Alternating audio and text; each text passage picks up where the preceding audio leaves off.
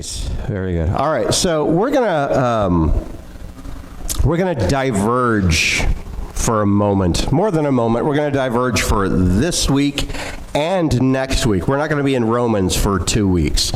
And let me give you the backstory, I guess, on this. While we were on vacation a couple of weeks ago, something happened big in our culture. The overturning of the Roe v. Wade in the Supreme Court, where the decision for the abortion issue was taken out of federal hands and put back into state hands. And many of us, myself included, we rejoiced over this. I talked about that last week just very briefly in our prayer time, rejoicing over the Roe v. Wade overturning. And it's a good start, but it's barely a start. And I want to talk today about this issue, the abortion issue, and I very subtly titled the message, "Don't Sacrifice Our Children." Number one. We'll talk about something actually different next week that's under the same heading. And believe it or not, that may be the more controversial of the two subjects, but we're going to talk about today the topic of abortion and how we look at this from a biblical perspective. And I feel like it really, so the backstory on this was while we were on vacation, not only did that decision come down in the Supreme Court, but I had a night when we were on vacation where I was woken up at 2:30 in the morning, and all of this stuff was just kind of pressing down on my mind, and I took that as the Lord saying, something ought to be said about this.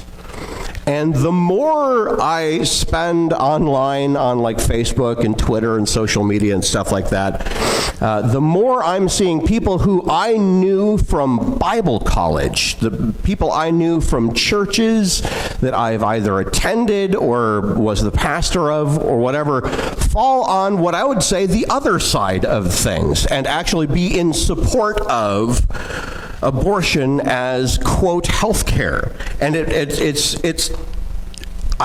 I almost don't have any words for it. It's shocking is putting it lightly.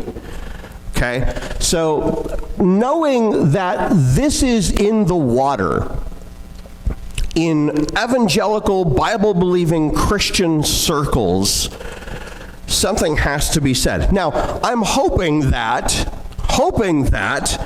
I'm preaching to the choir, so to speak, today.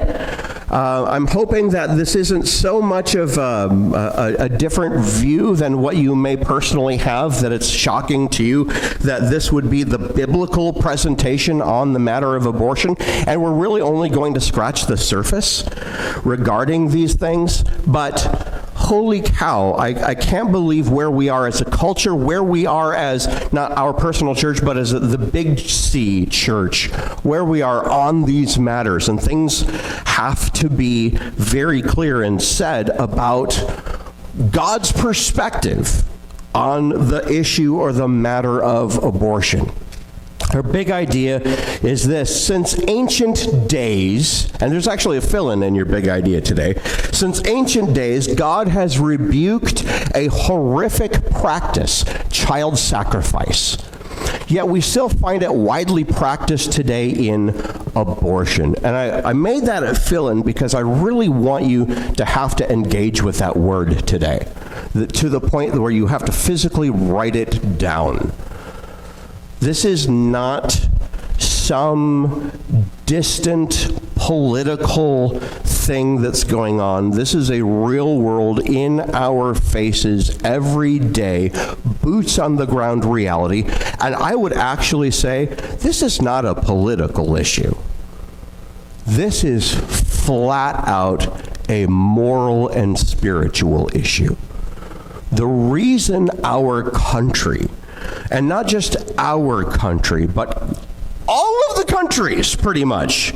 Not every one of them. There are ones that don't quite have this, at least in the way that we do. The reason that we as a world are grappling with this particular issue, the issue of abortion, is because of dark spiritual influence. Dark spiritual influence today. So, since ancient days, God has rebuked the horrific practice of child sacrifice, and yet we still find it widely practiced today in abortion. Number one is your first fill-in. Abortion is a modern manifestation of an ancient evil. And the word that's your fill-in today is the word Molech. How many of you have heard that name before? If you raise your hand, a couple of you have heard that name before. So Molech. And we're going to go to the scriptures and we're going to see a couple of examples of this thing, maybe we should call it. Molech, well, let's just go to the scriptures and then we'll make some comments about it. This is from the book of Leviticus. The first one is from the book of Leviticus, chapter 18, verse 21. Leviticus chapter 18, verse 21. This is a command of God to the Israelites. You shall not give any of your children to offer them to Molech, and so profane the name of your God. I am the Lord. And then in 2 Kings chapter 23, verse 10, and now the he that's in reference here, by the way, is King Josiah. He's going through the nation and he's making reforms in the nation of Israel. He's bringing Israel back to the worship of the one true God because they had terribly strayed.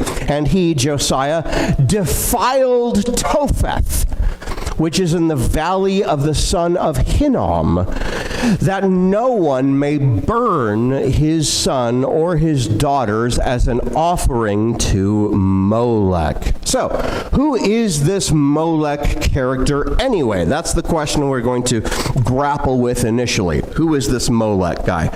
Here's an image that is an artist's depiction of the practice of Molech. That is an ancient. So Molech was an ancient Near Eastern deity. He was an Ammonite. The Ammonites were a nation, an Ammonite-specific deity that was worshipped eventually by Israelites.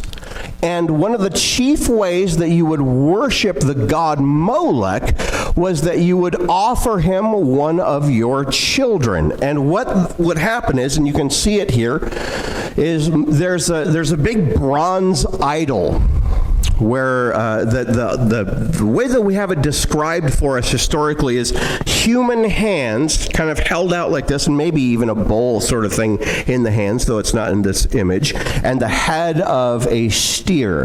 And it was a big bronze idol that would have, and you'll notice at the back of it, these guys feeding wood into a burning furnace, which would make the bronze very hot.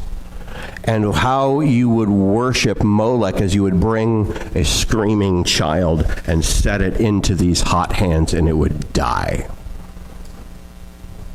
This is why sometimes you will find in other literature him referred to as the detestable god Molech. Because what he required was the violent death of a defenseless child.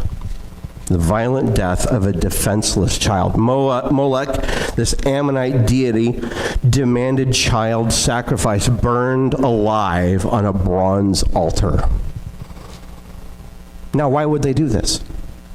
Why? Well, like this, the concept of a child sacrifice seems pretty gross and foreign to us, as it, I believe, should.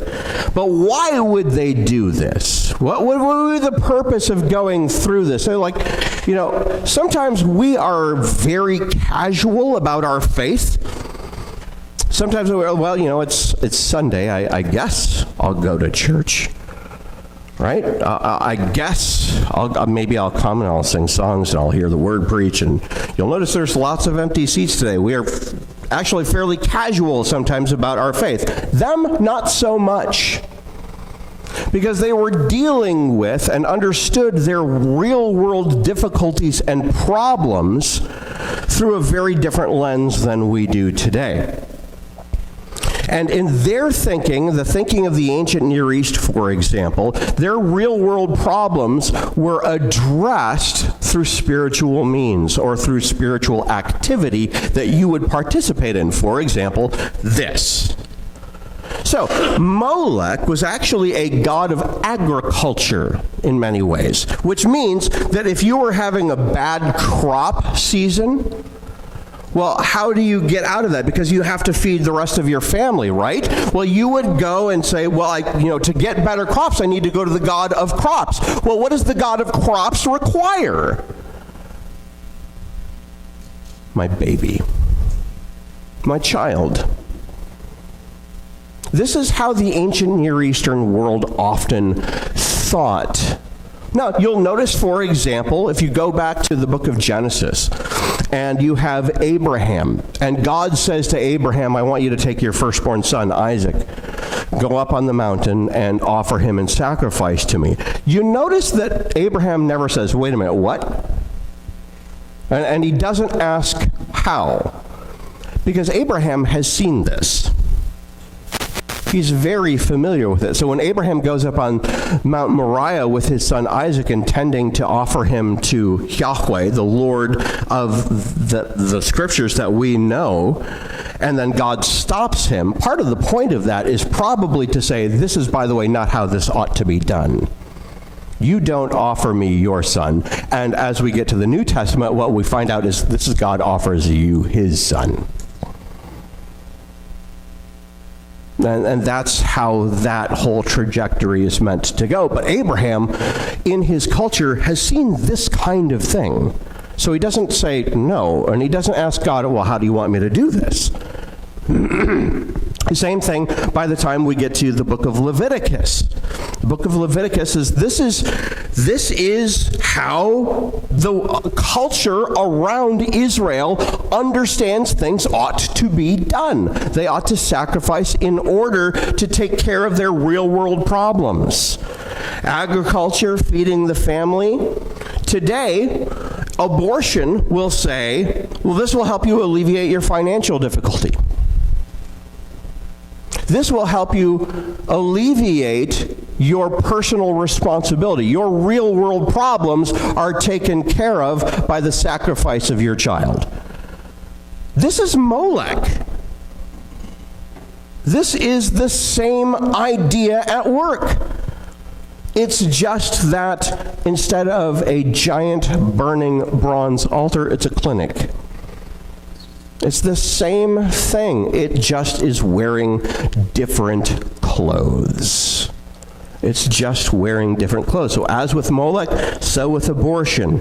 As with Molech, so with abortion, it is murderous evil portrayed as good. Look, if you're an ancient Near Eastern person, if you're an Ammonite and your crops are, struggling, Molech says to you, you want to be able to feed the rest of your family, right? That's a good thing, right? So what's just getting rid of one of them? This is actually a good exchange for you. So you can actually feed the rest of your family that you haven't slaughtered. That is what Molech says in the ancient Near East. Today, it does the same thing. It couches this ancient evil in good terms. It's health care. Health care? It's not health, it's death. Death and health are opposite of each other. But as long as we call it something that sounds favorable, people will accept it easier. It's more palatable. They can swallow that pill easier. But the problem is that it's not only not health care, it's not only death, it's actually quite unhealthy for a woman to undergo. There are all kinds of physical side effects, medical trouble that result from abortions that they don't want you to know about. Because the instant they start rolling those out, people will start saying, well, wait a minute, I thought this was, quote, health care. Hemorrhaging, Sometimes even death is a result. This is not healthcare. It is murder. It's slaughtering a vulnerable, the most vulnerable among us, the most defenseless among us. It's no better than walking up to a burning bronze altar and laying a child in its burning arms.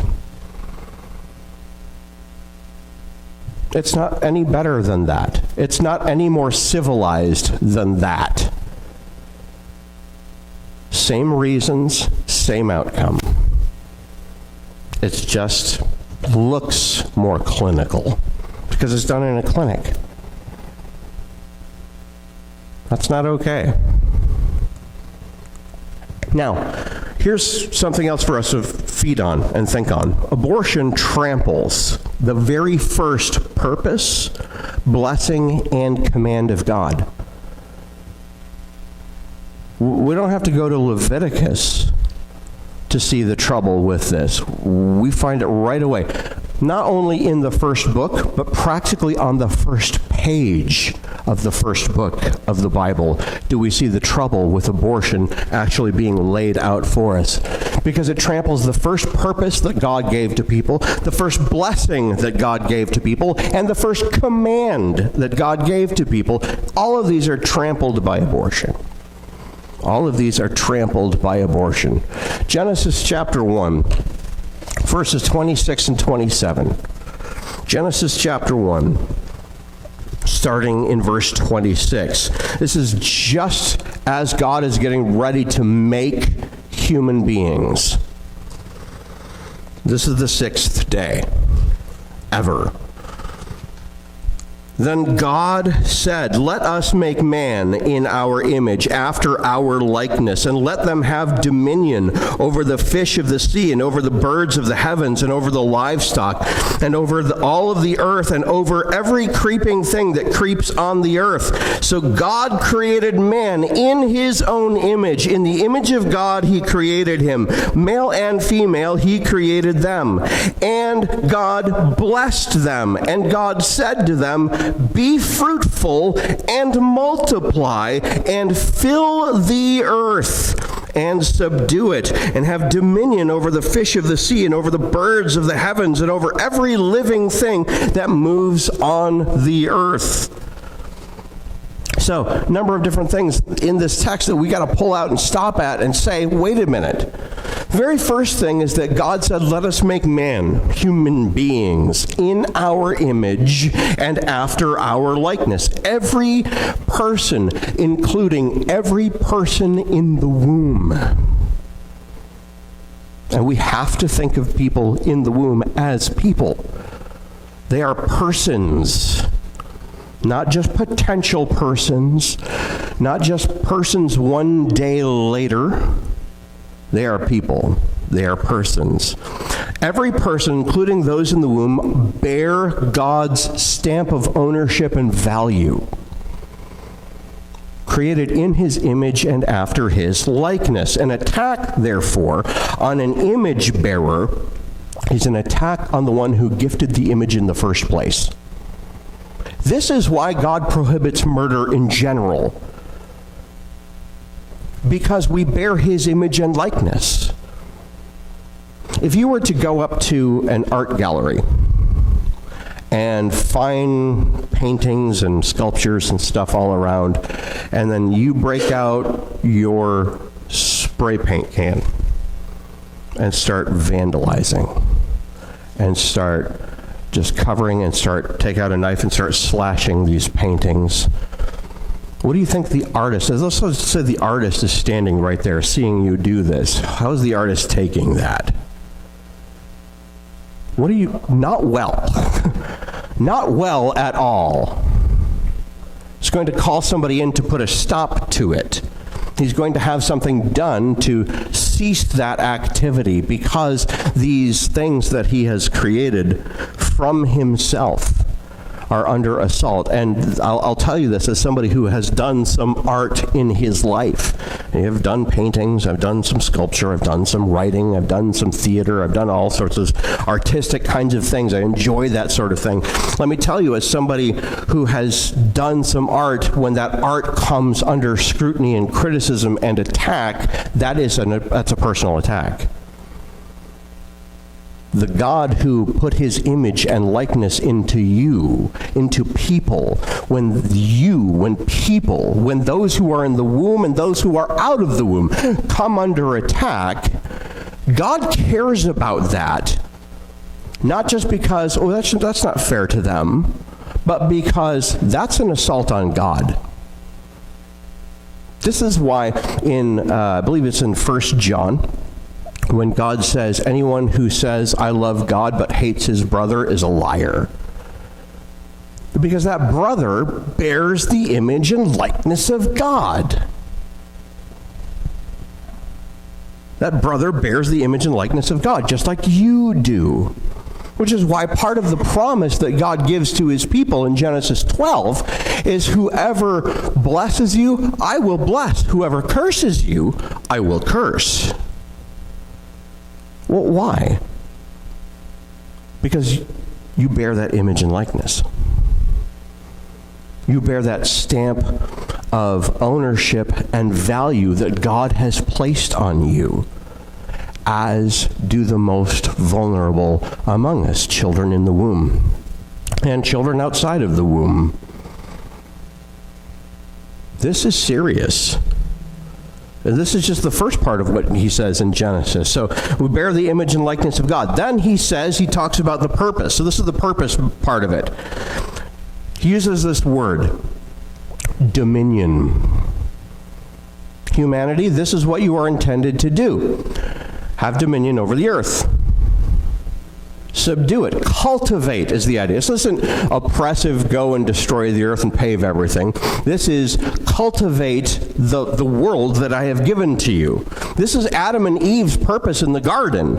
Tend the garden. Take care of the garden. It's a purpose that you are exercising through God authority over the creation. Do you know what the idea behind this is? Is that we are vice regents with the king.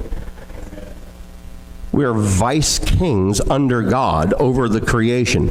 God owns all things. The creation is his. The earth is the Lord's and everything in it, Psalm 24:1. But we are intended by God to exercise that rule that he owns. So that's purpose. Now, if we're slaughtering people, can they exercise this purpose? Well, that's a big no. If you kill somebody, they can't fulfill that purpose. If you terminate their life, they can't do what God designed them to do. So humanity's purpose is to subdue the creation. Abortion abdicates that purpose by slaughtering people before they're born. Not okay. So dominion. Then the next part, the blessing. God blessed them. Humanity. God blessed them. Birth is a blessing of God. Birth is a blessing of God. And not just for the one born. Be in a birthing room. The instant a mother has given birth, is that mother indifferent? Is the father who's probably hopefully there indifferent? No. I was present for every birth of one of my children. And I can tell you, neither myself nor my wife was indifferent in that moment. We were gushing with emotion and love and blessing. We were blessed. Birth is a blessing, not only to the ones that are birthed, but the ones who give birth, the ones who have responsibility. Birth is a blessing of God, and abortion rejects, defaces, and devalues the blessing by vandalizing it and throwing it back in God's face. That's what abortion does. It devalues, it defaces, it destroys the blessing of God. Now, have you ever given somebody a gift and they treated it like garbage? Like, that's gross. I don't want that. That's not. No, you go ahead and get. No, don't give me that. How does that make you feel as the giver? Not well. You feel like, did I do something wrong? I thought I was giving you a good gift. And then you kind of have all of this, well, excuse me, who are you? God looks at us who allow this, who promote this, and say, that's not your gift to reject, to ruin, to destroy. You have trampled my blessing, and I will not tolerate that. And God will not tolerate it. So the purpose, the blessing, and then the command. God actually gives a direct command in this passage. Be fruitful and multiply. Be fruitful and multiply. Can you be fruitful and multiply if you're killing your children? No. No, of course not. You're doing the precise opposite. You're not multiplying, you're not even adding, you're subtracting at that point. Be fruitful and multiply. God commanded us to procreate, to spread in order to receive this blessing and fulfill the purpose. Abortion is therefore an act of open disobedience to God's command. It is an act of open disobedience to God's command. Now, I do want to stop here for just a moment, because there is the possibility that somebody in this room, under a moment of tremendous pressure and terror and being scared, has succumbed and said, I'm going to take the easy way out on this. And having gone through that, realized the folly and realized the wrongness of that decision. What we're not saying at this point is, you ought to be crushed. What we're saying at this point is, if you haven't repented, you need to repent and no longer then support that. What God does for your sin is the same thing that God does for all sin. He offers forgiveness. He absolutely offers forgiveness. But part of that forgiveness is your repentance has to be a thing. You have to say, yes, it was wrong. I should not have done it, and I will not do it again. And I will not support it in others. God forgives even this. God forgives murderers. This is one of the things that the Apostle Paul says of himself. I was out murdering Christians when God called me. And God forgave him, saved him, and then set him on a path that absolutely changed the course of history. And we have a number of books in the Bible that bear witness and testament to that. If you are a person who has undergone the sin of abortion, there is forgiveness. There is welcome into the family of God.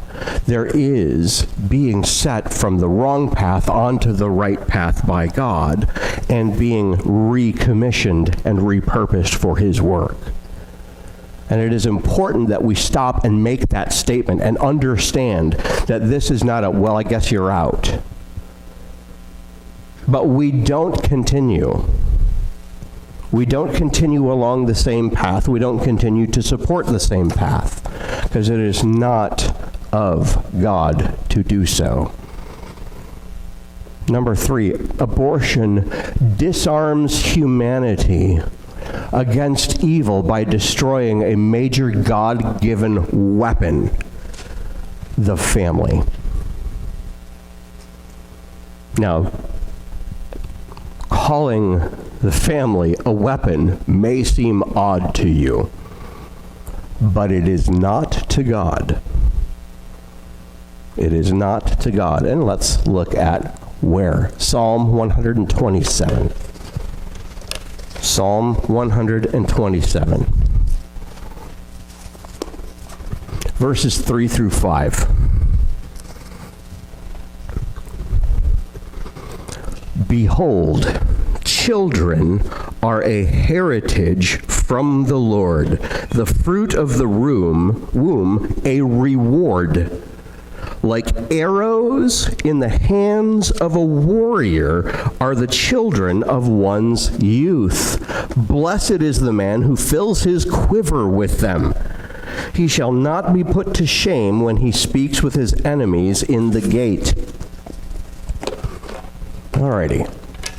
Couple of things through here. Children are a heritage from the Lord, a reward. God created the family as an essential institution for the ongoing upholding of society.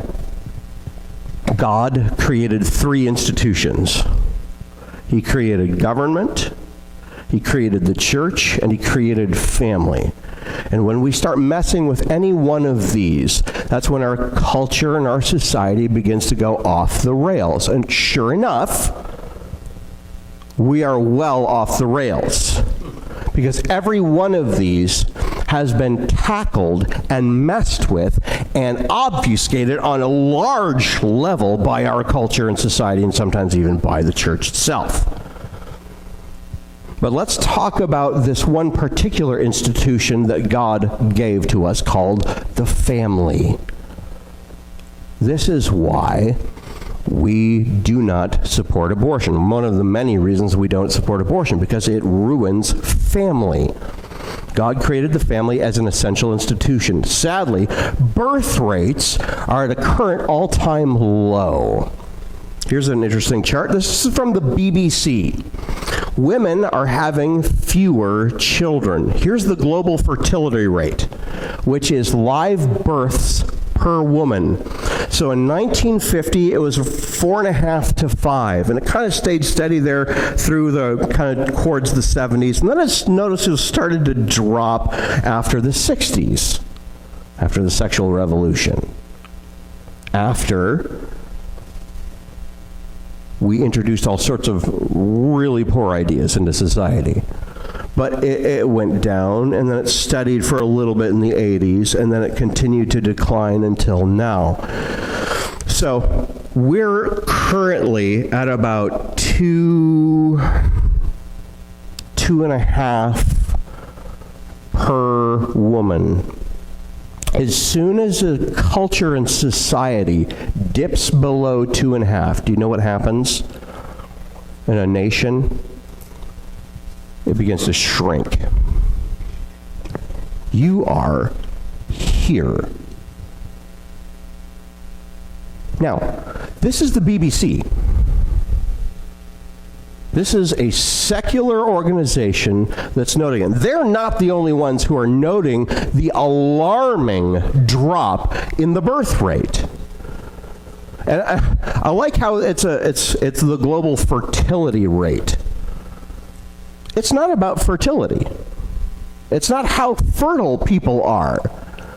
It's about what happens after children are conceived, actually, that's causing the drop.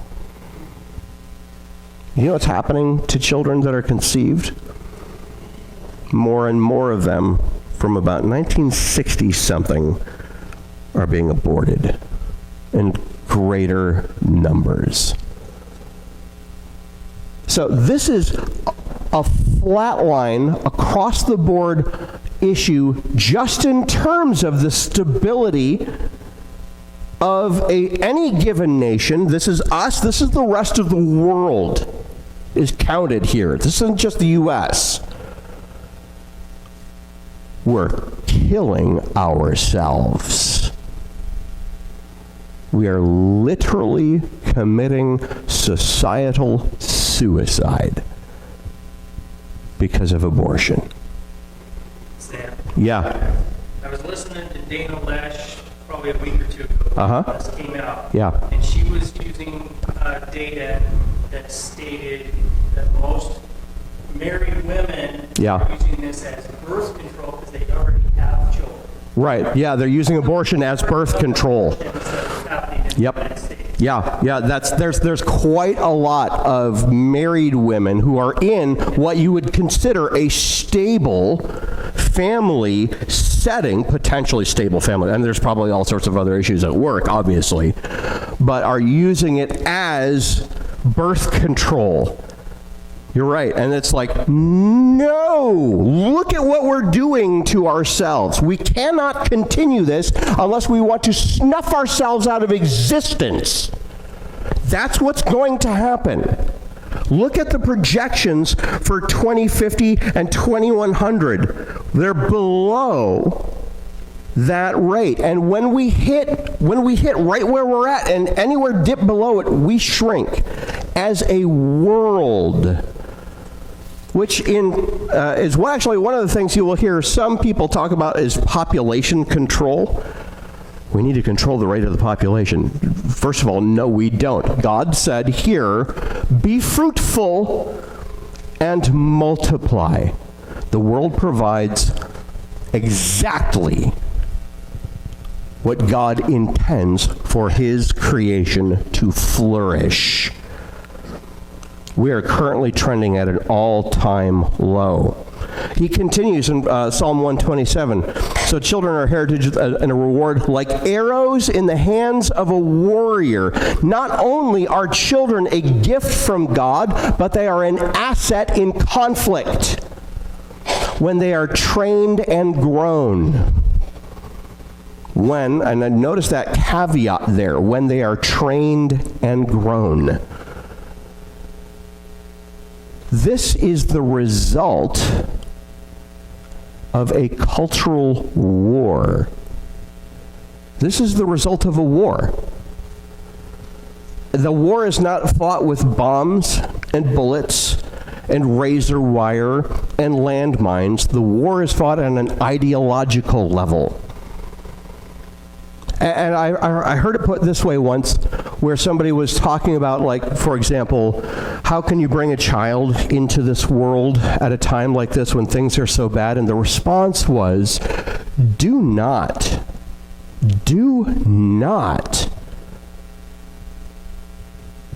lament about bringing up dragon slayers in a time when there are dragons.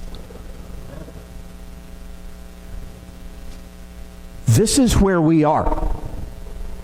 We have massive, massive trouble afoot. This is one tiny sign of it, you guys. It's a horrendous thing.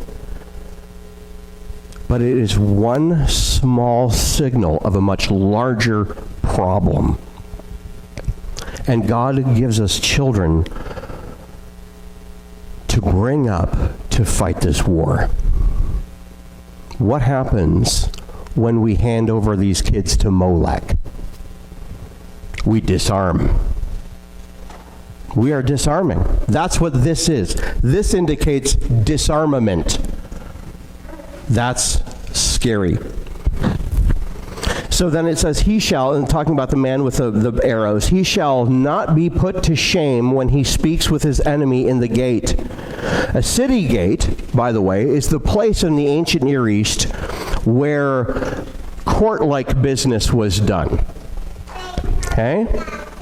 So there would be a city, they would build a wall around it, and the gate, which was the main place where people would come in and go out, is also the place where massive commerce is done and where court-like decisions was done. Now, what would happen to somebody who was vulnerable, who was on his way to the city gate to do court-like proceedings, was that person was vulnerable because he was alone, and he could be jumped by his opposition and defeated before he even made it to the court, so to speak, the city gate. But what about a man who has many children, who has raised them, who has trained them? He's walking into the situation not alone, but he's walking with a coterie. He's walking with people who've got his back. His bodyguard. He's walking with bodyguards.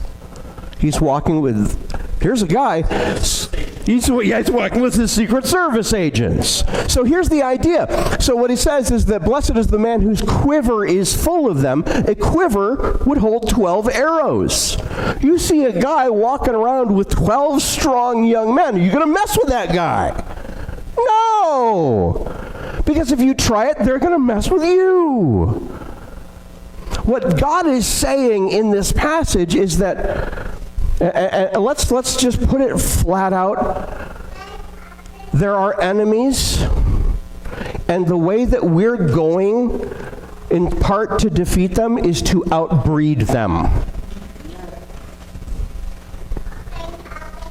If there are more of us that we train up in the Lord, that we train according to the Word, that we teach the right things to, that we bring up in a way that honors God, we're formidable. Instead, what we've been doing for the last 50 years is suiciding ourselves. This has got to stop. Now, let's take a brief moment here and think about everything that we've talked about. Abortion is an ancient evil. It's Molech. It's the terrible thing wearing different clothes today. It's couched in different terms. It tramples the first purpose, the first blessing, and the first command of God. Be fruitful and multiply. God blessed them. The purpose is have dominion. We can't do those things if we are saying no to God's blessing, if we're rejecting God's blessing. The other thing we can't do if we are being actively disobedient to God, we cannot claim we are being obedient to God. You cannot claim to be following God and following Christ if you are actively opposing his direct commands. You can't. It doesn't work. Because Jesus has said some things about this. What has he said? Many will say to me, Lord, Lord, did we not do what you told us to do? Didn't we say we obeyed you? Didn't we say we were on your side? Didn't we cast out demons in your name? Didn't we prophesy in your name? Didn't we do the things that we said? Weren't we on your side? And what does he say to them? No, you didn't. Depart from me, you workers of lawlessness. Lawlessness is being in active disobedience to God.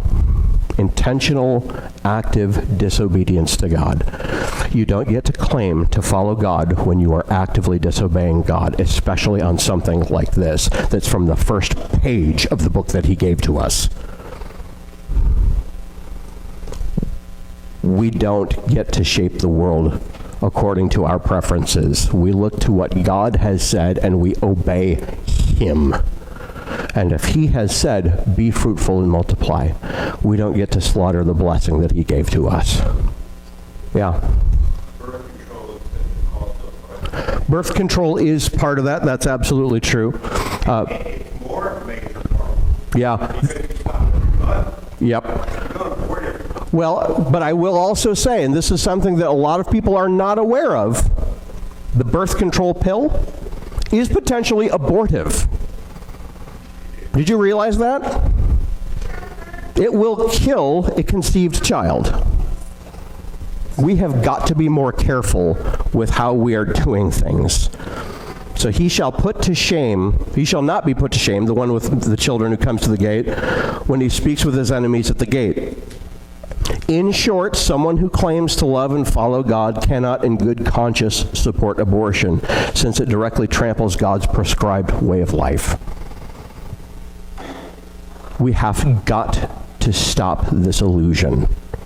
It does not work. But having said all of that, there's more than one way to sacrifice a child. And we're going to talk about that next week. Let's pray. Father, forgive us. We have been foolish as a nation. We have been foolish as the church. We have trampled, and we confess to you that we have not defended the vulnerable as we ought have. Forgive us. Help us to be in alignment with you on this. Help us to reject the detestable god Molech. Help us to not serve foreign, evil gods that are no gods at all. But help us to worship you alone, to lift up our hearts to you, to raise up generations to combat this kind of evil with the truth, to welcome in those who are afraid, to bring them in among ourselves, to show them the love of God, and that this is not the way, that we do not sacrifice our children. Help us to love you by loving those made in your image and likeness, whether they be terrified single mothers, whether they be children in the womb, whether they be a group of people who just think, it doesn't matter. Help us to show everyone it matters. That this is your heart. That children would be saved and not slaughtered. Loved and not offered to Molech. We pray, Father, all of these things in your name. Amen.